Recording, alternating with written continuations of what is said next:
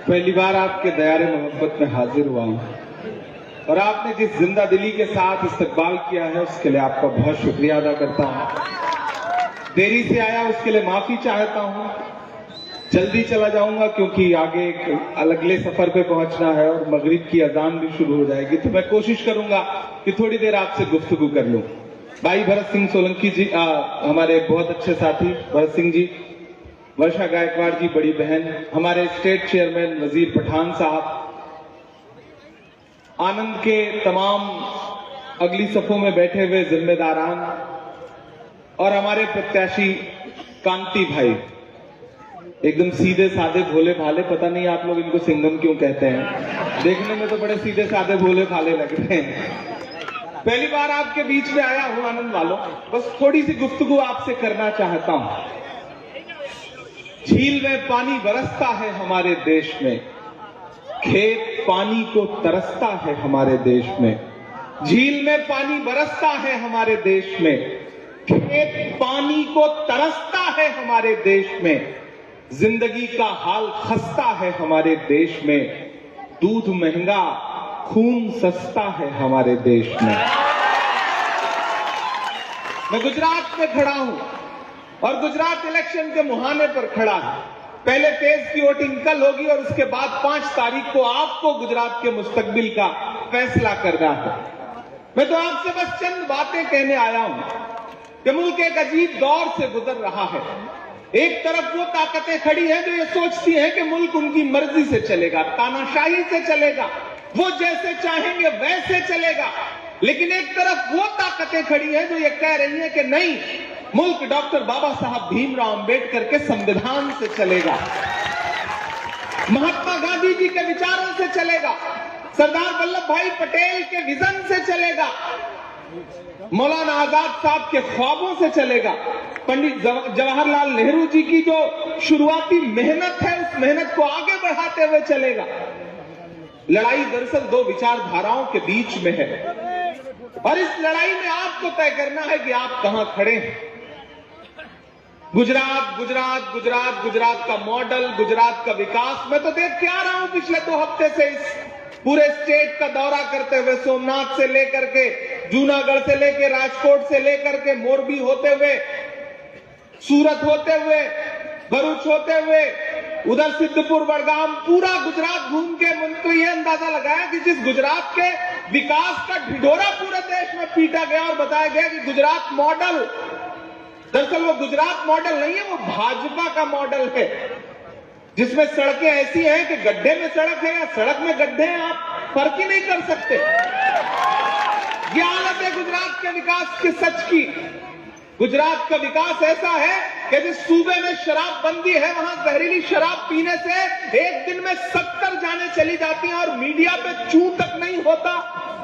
यह है गुजरात के विकास का सच। यहां नौजवान खड़े हैं, मैं पूरे सूबे में जा रहा हूं, नौजवान साथियों से मिल रहा हूं, सबका यह कहना है कि हमारे लिए नौकरियां नहीं है। 40 लाख रजिस्टर्ड बेरोजगार हैं गुजरात में और जब आप एग्जाम देने के लिए नौकरी की तलाश में पर्चा भरते हैं तो एग्जाम देने से पहले पेपर लीक हो जाता है। 22 बार पेपर लीक हो चुके। कौन है इसके पीछे? आपको याद होगा कि शाहरुख खान के बेटे के पास 5 ग्राम ड्रग्स बता करके देश के टीवी चैनलों ने और एजेंसियों ने जो तमाशा किया था वो आप सबके जहन में होगा। लेकिन इसी गुजरात में मुद्रा पोर्ट पर हजारों हजार करोड़ की ड्रग्स पकड़ी गई, लेकिन मीडिया में चू तक नहीं हुई, कोई बोलने को तैयार नहीं है। यह है गुजरात के विकास का सच। मैं तो पूरे देश को कहना चाहता हूं कि मोदी जी ने जो ढिढोरा पीटा था गुजरात का विकास, वो झूठा है, वो खोखला है। ये गुजरात है, यहां हिलाने पे पुल टूट जाता है। मैं होके आया हूं मोरबी में, 135 लाशें बिछी थी और जवाबदेही लेने के लिए कोई तैयार नहीं। गिरफ्तार किसको किया गया? किसी टिकट काटने वाले को, किसी क्लर्क को, किसी सिक्योरिटी गार्ड को।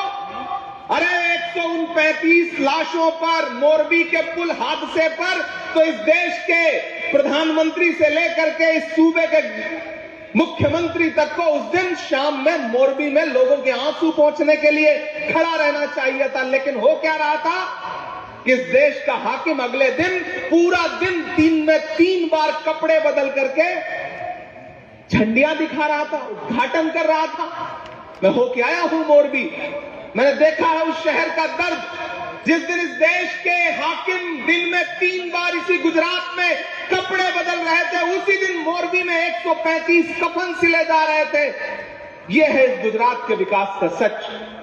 कोई जवाबदेही नहीं, किसी की कोई जिम्मेदारी नहीं। यह है इस गुजरात के विकास का सच। उधर लाशें बिछी थी, इधर मीडिया पे नैरेटिव बनाया जा रहा था कि लड़के पुल हिला रहे थे इसलिए टूट गया। यहां हिलाने पे पुल टूट जाता है। मोदी जी ट्रेन को हरी झंडी दिखा के भरत भाई रवाना करते हैं, ट्रेन रवाना होती है, आगे जाके भैंस से लड़ती है तो भैंस नहीं मरती, ट्रेन का इंजन टूट जाता है। यह है गुजरात के विकास का सच। यह है गुजरात के विकास का सच। यहां के मिनिस्टर सड़कें बनवाते हैं, यहां की सरकार सड़क बनवाती है, उद्घाटन में सड़क पे नारियल फोड़ा जाए तो नारियल नहीं टूटता, सड़क टूट जाती है। यह है गुजरात के विकास का सच। मैं आपसे ये कहने आया हूं कि पिछले 27 साल में भारतीय जनता पार्टी की सरकार ने गुजरात को बदहाली, भ्रष्टाचार और कुशासन के अलावा कुछ भी नहीं दिया है। पहले तो ये कहते थे कि दिल्ली में हमारी सरकार नहीं है तो हम काम कैसे करें। अरे पिछले 8.5 साल से तो दिल्ली में भी आपकी सरकार है, यहां भी आपकी सरकार है, डबल इंजन की सरकार है, फिर रेलगाड़ी क्यों नहीं चल पा रही है? मोदी जी बताइए। दरअसल आप सिर्फ और सिर्फ जनता को गुमराह करना चाहते हैं, विकास करना ही नहीं है। यहां माए बहनें बैठी हैं, याद है आपको आज से 6 साल पहले का वो दृश्य, वो मंजर कि आपने अपने पल्लू में छुपा करके, रसोई के आटे में छुपा करके घर वालों से, शौहर से, पति से, परिवार से, बच्चों से छुपा के कुछ पैसे रखे थे कि कभी मुसीबत में काम आएगा, लेकिन वो भी नहीं बर्दाश्त हुआ उनसे। एक दिन टीवी चैनल पे रात के 8 बजे नमूदार हुए, बोले भाइयों बहनों आज से ये 500 और 1000 का नोट रद्दी। क्यों किया ये जानती हैं आप? क्योंकि वो आपके पल्लू का पैसा, आपके रसोई के आटे में रखा हुआ पैसा आपसे छीन करके बैंक में डलवा करके अपने उद्योगपति दोस्तों को देना था। इसलिए नोटबंदी जैसा सबसे बड़ा स्कैम इस देश में किया इस सरकार ने। फिर उसके बाद कुछ दिन में आपकी कमर थोड़ी उभरी कि आप चलने लायक हुए। आप गुजरात के लोग हैं, व्यापारी लोग हैं, अपना काम करते हैं, हुकूमत के मोहताज नहीं रहते, तो उनको लगा कि आप अपना काम कर ले रहे हो। यह भी नहीं देखा गया तो फिर एक टैक्स लेके आए, गब्बर सिंह टैक्स, जीएसटी, और व्यापारियों की कमर तोड़ के रख दी। मेरे भाई, आप इनसे सवाल करोगे, दलित इनसे सवाल करेगा तो ऊना दोहराएंगे, ये पीटा जाएगा, कपड़े उतार के मारेंगे, बांध करके मारेंगे। आदिवासी कोई आवाज उठाएगा तो हमारे विधायक अनंत पटेल की तरह उसे लहू लहू कर देंगे। कोई अकलियत का आदमी आवाज उठाएगा तो उसे तो आवाज उठाना मतलब उसको तो इजाजत ही नहीं है। कहा गया है, सुना गया है, कोई न बोले, ज़बान दराजों को मशवरा है, कोई न बोले। अजीब लुकनत पसंद हाकिम से वास्ता है, जो चाहता है, जो सोचता है, कोई न बोले। लेकिन ऐसे वक्त में जब हाकिम ये चाहता है कि कोई न बोले, उसके राज का फाश न हो, ऐसे वक्त में मेरी जिम्मेदारी है कि मैं खड़ा होकर के आपको आगाह करूं, आपको बोलूं, आपसे सच बोलूं, क्योंकि मैं इसलिए जिंदा हूं कि मैं बोल रहा हूं। दुनिया किसी गूंगे की कहानी नहीं लिखती। मैं यहां आपके बीच में इसलिए आया हूं कि पिछली बार आपने बड़े वोट से, बड़ी मोहब्बतों से कांति भाई को जिताया। 5 साल उन्होंने आपकी नुमाइंदगी की। अब मैं एक बहुत मोहब्बत से एक बात कहना चाहता हूं। मेरे भाई, कभी कभी ऐसा होता है कि आपका फोन न उठा पाए होंगे, आप चाहे होंगे कि आज ये मसला है और यहीं पर मौजूद रहें, और ये हो सकता है किसी दूसरे शहर में रहे हो, ना आ पाए हो। छोटी छोटी नाराजगी लाजिम है, लेकिन मैं आपसे एक बात कहना चाहता हूं कि इस बार लड़ाई बहुत बड़ी है। इस बार लड़ाई एक विधायक हराने जिताने की नहीं है, इस बार लड़ाई गुजरात में परिवर्तन की है, सरकार बनाने की है। भारतीय जनता पार्टी टीवी चैनलों पर चुनाव जीत रही है, जमीन पर कांग्रेस पार्टी चुनाव जीत रही है। इसलिए मेरी आपसे गुजारिश है कि जब बड़ा मकसद हो तो छोटी छोटी चीजें नजरअंदाज करनी पड़ती है, छोटी नाराजगी किनारे रखनी पड़ती है, क्योंकि मकसद बहुत बड़ा है। आपको उस मकसद को समझना पड़ेगा कि एक इंसान इस देश में नफरत के खात्मे के लिए 25 किलोमीटर रोज पैदल चल रहा है। पिछले 84 दिन से 2000 किलोमीटर से ज्यादा पैदल चल चुका है। मैं उनके कदम से कदम मिला करके कन्याकुमारी से चलता हुआ आया हूं महाराष्ट्र तक, फिर इलेक्शन की वजह से यहां चला आया। मेरे भाई, आप समझते हैं 25 किलोमीटर एक दिन रोज पैदल सुबह से शाम तक क्यों? क्या मकसद है उस आदमी का? सिर्फ मकसद यह है कि नफरत खत्म हो, मोहब्बत फैले, भारत जुड़े। वो भारत जिसे अमीर गरीब के बीच में, मजहबों के बीच में, धर्मों के बीच में, जातियों के बीच में भाजपा की नफरत की राजनीति ने बांट दिया है, उसके खिलाफ, आरएसएस की नफरत की राजनीति के खिलाफ पूरे मुल्क में एक आदमी है अकेला जो ये कह रहा है कि भारत जोड़ो, नफरत छोड़ो। मुझसे मीडिया के लोग कहते हैं, इमरान साहब आप राहुल जी के साथ यात्रा में चल रहे हैं, आप क्या कहेंगे? तब मैं उनसे कहता हूं कि अगर मैं महात्मा गांधी के दौर में पैदा हुआ होता तो मैं अंग्रेजों के खिलाफ उनके साथ पैदल चल रहा होता। ये मेरी खुशनसीबी है कि मैं इस दौर के गांधी के साथ पैदा हुआ हूं, मैं राहुल गांधी के साथ पैदा हुआ हूं, तो मैं उनके साथ चल रहा हूं। जो हर जालिम से टकराएगी वो आंधी बनाऊंगा, नए अंग्रेज आए हैं, नया गांधी बनाऊंगा। हम चल रहे हैं उनके साथ। तो मैं आपसे ये कहने आया हूं कि 5 तारीख को आप ईवीएम की कतारों में खड़े होकर के कांति भाई को वोट देंगे तो सिर्फ कांति भाई को वोट नहीं देंगे, आपका एक एक वोट राहुल गांधी के पांव के छालों को हिम्मत बख्शेगा। आपका एक एक वोट इस देश में मोहब्बत की राजनीति के लिए माहौल तैयार करेगा। आपका एक एक वोट दिल्ली से लेकर के अहमदाबाद तक की गद्दी पे बैठे हुए हाकिमों को यह एहसास दिलाएगा कि जनता जनार्दन होती है, जनता सबसे बड़ी होती है। ये गुजरात है, मोदी जी खड़े होकर के यहाँ के विकास के नाम पे पूरे देश में वोट मांगते हैं, लेकिन यहाँ की सच्चाई तो यह है कि यहाँ एक बीच सरकार, चलती सरकार, मुख्यमंत्री बदल दिया गया, क्यों बदला गया पता ही नहीं। जिसको हटाया गया उस बेचारे को भी नहीं पता कि क्यों हटाया गया, और जिनको बनाया गया उनको भी नहीं पता कि क्यों बनाया गया। वर्षा जी, मैं तो पूरे सूबे में जा रहा हूं, पहला चुनाव किसी राज्य का पूरे देश में देख रहा हूं। मीडिया नोट करे इस बात को, जहां राज्य में ग्रामीण अंचलों में जनता को मुख्यमंत्री का नाम ही नहीं पता। सच्चाई ये है। इसलिए ये जो थोपे हुए लोग हैं, ये जो थोपी हुई सरकार है, इसके खिलाफ आपको खड़ा होना पड़ेगा। और भाजपा जो है ना, कितनी शातिर है। इस बार उन्हें पता था, मोदी जी तो समझदार आदमी है, व्यापारी है, गुजरात का व्यापारी तो फिर व्यापारी ही होता है।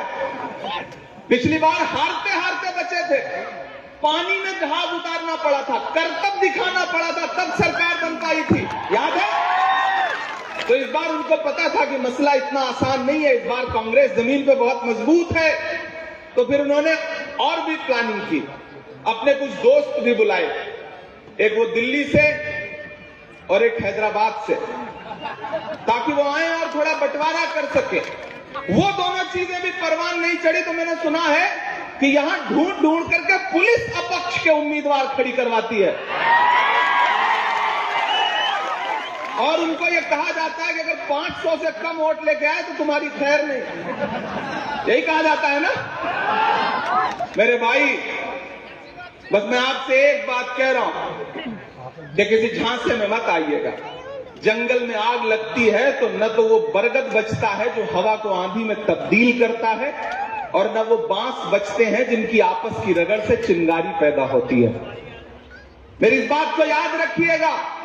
यहां तमाम माएं बहनें बैठी हैं, तमाम बुजुर्ग बैठे हैं, नौजवान साथी बैठे हैं।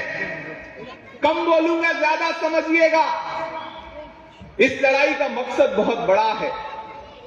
याद होगा उनका नारा, न खाऊंगा न खाने दूंगा, याद है ना? बस इस नारे का जो पहला सेंटेंस था वो भूल गए कि न खाऊंगा। दूसरा याद रहा उनको कि न खाने दूंगा। किसी को नहीं खाने दे रहे, किसी गरीब को नहीं खाने दे रहे। उसकी थाली से निवाला छीन लिया, रोटी छीन ली, आटा, चावल, दूध, दही, क्या नहीं महंगा कर दिया। बच्चों की पेंसिल, कागज सब महंगा कर दिया। और पिछले सेशन में जब मैं पार्लियामेंट में खड़ा होकर के चिल्ला करके पूछ रहा था कि महंगाई क्यों बढ़ाई, तो देश की वित्त मंत्री निर्मला ताई जी खड़ी हुई, उन्होंने कहा कहां है महंगाई, देश में है ही नहीं। मुझे हैरत हुई कि कैसे कैसे लोग हैं। पिछले दिनों जब वो मोरबी जा रहे थे, मुझसे एक पत्रकार ने कहा कि इमरान साहब एक दिन बाद प्रधानमंत्री जी मोरबी जा रहे हैं। मैंने कहा हां, बड़े रंग रोगन के बाद, अस्पताल के रंग रोगन के बाद मोरबी जा रहे हैं। काश जितना अस्पताल को चमकाने में, जितना अस्पताल के रंग रोगन में ध्यान दिया प्रशासन ने, उतना अगर पुल के रखरखाव में ध्यान दिया होता तो 135 घरों के चिराग नहीं बुझे होते। मैंने कहा वो अब जाएंगे, उन्हें सारी कलाएं आती हैं, जाएंगे। लेकिन किसी का एक शेर है कि वो अब तिजारती पहलू निकाल लेता है। मैं कुछ कहूं तो तराजू निकाल लेता है। मैं इसलिए भी तेरे फन की कद्र करता हूं, तू झूठ बोल के आंसू निकाल लेता है। ये हुनर आता है उन्हें। तो मैं आपसे ये कहने आया हूं कि 5 तारीख को जब वोट देने के लिए घरों से निकलिए तो आपके जहन में एक बात ये रहे कि इस देश में संविधान खतरे में है। इस देश में डॉक्टर बाबा साहब अंबेडकर जी की लिखी हुई वो जो बड़ी प्यारी सी किताब है, जो ये ताकत देती है कि जितना मुकेश अंबानी जी के वोट की अहमियत है, उतना ही क्रांति भाई के भी वोट की अहमियत है। जितना अमित शाह जी के वोट की अहमियत है, उतना ही भरत सोलंकी जी के भी वोट की अहमियत है। जितना नरेंद्र मोदी जी के वोट की अहमियत है, उतना ही इमरान प्रतापगढ़ी के भी वोट की अहमियत है। जो एहसास है उस किताब को बचाना है, उस किताब में लिखे गए एक एक शब्द को बचाना है। इस देश में संस्थाएं खतरे में हैं, मीडिया खतरे में है, सबको आपको बचाना पड़ेगा। 5 तारीख को जब लाइनों में लगिएगा तो ध्यान रहे कि एक शख्स ने आपसे कहा था कि बहुत हुई महंगाई की मार, अब की बार मेरी सरकार, याद है ना? तो उससे पूछो कि भगवान के नाम पर वोट मांगने वालों, तुमने तो भगवान श्री कृष्ण के जो पसंदीदा खाद्य पदार्थ थे ना, मक्खन, दही, दूध, उस पे भी जीएसटी लगा दिया। ये भगवान के नहीं में तो इंसान के क्या होंगे? पूछिए इनसे। आप सुबह जब रसोई में सब्जी बनाने के लिए, सालन बनाने के लिए कढ़ाई में रसोई का तेल डालती हैं, जो भी तेल इस्तेमाल करें आप, सरसों का या ऑलिव ऑयल, जो भी आप इस्तेमाल करें, जब डालती हैं तो उसके साथ आंसू भी गिरता है। क्योंकि जो तेल खाने वाला 70 रुपए में था, आज वो 200 रुपए के पार पहुंच गया। मेरे भाई, सारी चीजें ध्यान में रखिए, इस सरकार से सवाल करिए और ये सोचिए कि कांति भाई आपके अपने, पूरी हेलीकॉप्टर में बैठे हुए भरत भाई सिर्फ आपके इलाके के बारे में आपकी तारीफें करते हुए आए। इनका जो इस इलाके से रिश्ता है, इनके परिवार का जो रिश्ता है, उस रिश्ते को सहेजिए। पिछली बार आपने आनंद जिले की 7 में से 5 सीटें जितवाई थी, तो इस बार तो बिल्कुल सरकार, जो कसर रह गई थी उसे पूरा कौन करेगा? आप ही करेंगे ना। करना तो पड़ेगा आप लोगों को, क्योंकि ये लड़ाई बहुत बड़ी है। सवाल तो पूछना पड़ेगा, खड़ा तो होना पड़ेगा। वो डराएंगे, धमकाएंगे, लेकिन उनसे कहिए कि हम आतिशे सोजा में भी हक बात कहेंगे, हम आतिशे सोजा में भी हक बात कहेंगे, कुंदन की तरह दहर में ताबिंदा रहेंगे। तारीख बताती है कि हर दौरे सितम में हम जिंदा थे, हम जिंदा हैं, हम जिंदा रहेंगे। उन्हें बताइए, उन्हें एहसास दिलाइए कि ये चुनाव बहुत अलग चुनाव है। ये चुनाव, ये सोच के मत दीजिए कि एक विधायक जीतना हारना, ये सोचिए कि संविधान बचाना है। राहुल गांधी के मिशन को ताकत देनी है, मोहब्बत को ताकत देनी है, नफरत के खिलाफ है, ये जहन में रखिएगा। 7 तारीख से पार्लियामेंट शुरू हो रही है, 7 दिसंबर से। मैं आपसे बस एक बात कहना चाहता हूं, उन्होंने आपके लिए क्या काम किया? मैं आज यहां ना तो काम गिनाऊंगा, ना काम की चर्चा करूंगा, ना काम की शिकायतों पे चर्चा करूंगा।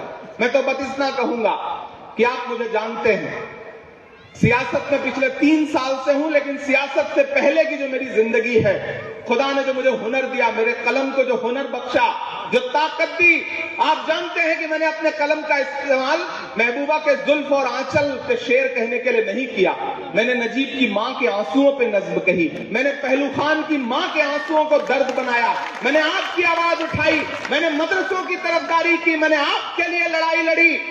तो मैं उसकी बुनियाद पर यहां खड़ा होकर के आपसे कह रहा हूं कि आप कांति भाई को वोट देंगे तो सिर्फ इन्हें नहीं जाएगा, वोट इमरान प्रतापगढ़ी को मिलेगा, वोट राहुल गांधी को मिलेगा, वोट प्रियंका गांधी को मिलेगा, वोट मल्लिकार्जुन खड़गे जी को मिलेगा, वोट भरत सिंह सोलंकी को मिलेगा, वर्षा गायकवाड़ को मिलेगा, वजीर पठान को मिलेगा। हमें ताकत देंगे आप। और इतना वादा कर रहा हूं कि आप ये सोचिएगा मत कि आपके मसलों पे हम चुप रहे हैं, नहीं, हम बोलेंगे आपके लिए, हम लड़ेंगे आपके लिए। आप ये मत समझिएगा कि दिल्ली में कोई आपका बैठा नहीं है। मैं वादा कर रहा हूं, मैं किसी के लिए बेटे की तरह हूं, किसी के लिए भाई की तरह हूं, किसी के लिए छोटे भाई की तरह हूं। आपको जब भी लगे, मैं ऊपर वाले को हाजिर नाजिर जान के कह रहा हूं कि मेरा एक भी जिंदगी का एक भी लम्हा ऐसा नहीं है जो आपकी फिक्र के बगैर गुजरता हो। मैं आपसे वादा कर रहा हूं, आप बताइएगा मुझे, आइएगा, जब भी आपको जरूरत महसूस हो तो आइएगा, मेरा दामन पकड़ लीजिएगा और कहिएगा कि इमरान प्रतापगढ़ी, आपने कांति भाई के लिए वोट मांगा था, आज मुझे ये काम है, चाहे कांति भाई से कराइए, चाहे खुद करिए, तो मैं आपको पीठ नहीं दिखाऊंगा। ये मेरा आपसे वादा है। मेरे भाई, दुआ करिए, इस सरकार ने जो झूठ परोसा है, इस सरकार के जो दावे खोखले हैं, दुआ करिए कि 7 दिसंबर से पार्लियामेंट शुरू हो तो मैं नरेंद्र मोदी जी के सामने खड़ा होकर पूछूं कि आप तो नारा लगाते थे बेटी बचाओ बेटी पढ़ाओ। भरत भाई, मैं तो संस्कृत का एक श्लोक सुना करता था, सूत्रवाक्य कि यत्र नार्यस्तु पूज्यन्ते रमन्ते तत्र देवता। जहां नारियों की पूजा होती है वहां देवता निवास करते हैं। लेकिन मुझे अफसोस कि भारत की एक बेटी बिल्किस के लिए प्रधानमंत्री जी के पास एक शब्द नहीं है। मैं उनसे सवाल वहां भी पूछूंगा। वक्त बहुत कम है, मगरिब की अजान शुरू होने वाली है, लेकिन कुछ नहीं सुनाऊंगा तो आप कहेंगे कि आए और सिर्फ भाषण सुना के चले गए। आप सवाल करिए, वो आए आपके बीच में, भाजपा के लोग आए तो उनसे कहिए कि कहां सोया है चौकीदार, कहां सोया है चौकीदार। गैस सिलेंडर की कीमत भी 1000 के पार, कहां सोया है चौकीदार, कहां सोया है चौकीदार। शायर हूं, सांसद बाद में हूं, पहले शायर हूं।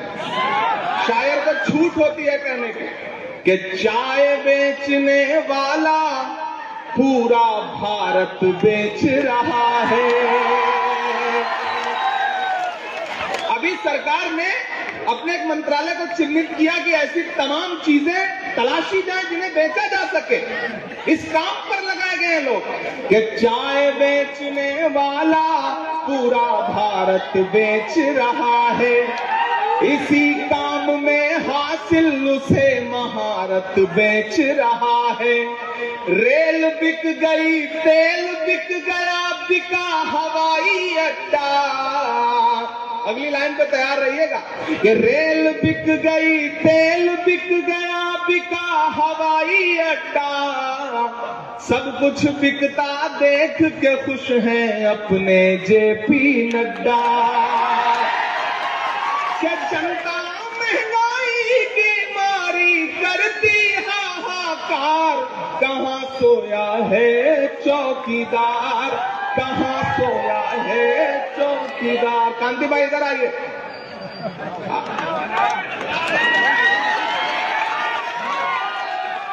बस आखिर में आपसे इतना कह रहा हूं कि मेरे आने की लाज रखिएगा, मेरे आने का भरम रखिएगा। आप इन्हें जिताइए। आज बहुत सारी शायरी नहीं सुना सका, लेकिन 8 तारीख के बाद रिजल्ट आने के बाद जीत के जश्न में यहां फिर आऊंगा, आपसे ये वादा कर रहा हूं। बहुत शुक्रिया।